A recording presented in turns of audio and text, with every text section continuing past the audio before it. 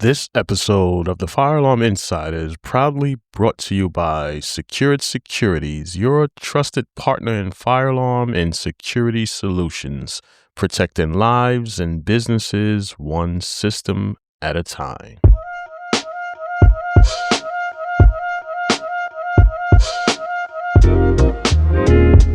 Today we're going to talk about how we program our fire alarm systems. Programming decides how your system thinks and how it reacts to danger. A fire alarm only does what you tell it to do, nothing more and nothing less. To understand how programming works is simply correlating inputs with outputs behind some logics or some zones and functions. Depending on the type of system you're working with, you're actually going to be writing rules, you're going to be writing custom controls, or you're going to be matching up correlations, inputs with outputs. So depending on the type of system will depend on how you would actually write the program for your fire alarm system. So the workflow is very simple. We'll take a set of drawings. We'll look at the sequence of operations because that will tell us the output function for each and every device type that we have to program inside of the system. Whether it be an area smoke detector or an elevator lobby smoke detector, they're going to give us instructions on how to activate the output functions, whether it be elevator shutdown, fan shutdown, purge control, exhaust fan turn on, whatever the output functions that need to happen. Your programmer will be able to program that inside of their fire alarm control configuration utility, depending on the system. It could be a simplex system, a notifier system, or an Edwards system. Whomever that programmer is, they should know the language of their system to write whatever programming functions they need to have for the inputs and outputs to match and work together.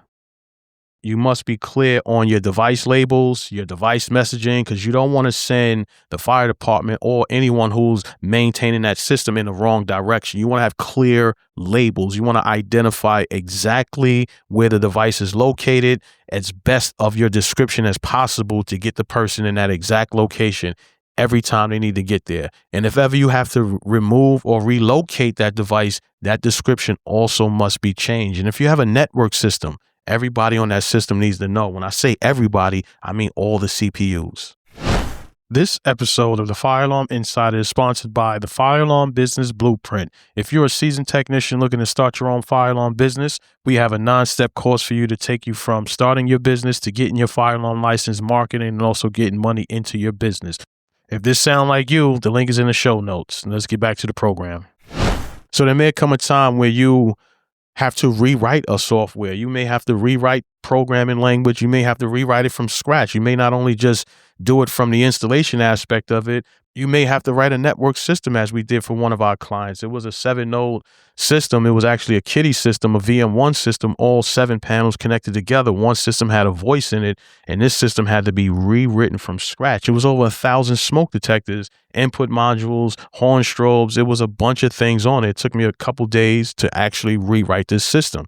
And the easy way for us to do it when it comes to a kiddie system or an Edwards system, the quickest way to do it, if you have voice, I don't know no system that you can upload voice, but what you would have to do is just unplug some things and just start copying some labels, taking pictures or videos, whatever you have to do, so that way you can get those messages correctly, especially test the system so you could actually see the functions, so that way you know what you need to turn on in the case of the emergency. Or if there's a speaker system, you want to know what amps you need to turn on, what messages and things like that. So as I'm rewriting this system, I have to upload all of the loop. So as I upload the loop, I at least, if everything is connected, I at least have all of the devices that's connected to each and every panel. So the next thing for me is to type in all of the messages. So either I will go through the prints, I will either disconnect all the loops, so that way I can scroll through the menu and take a video, see what the address is to the message, and just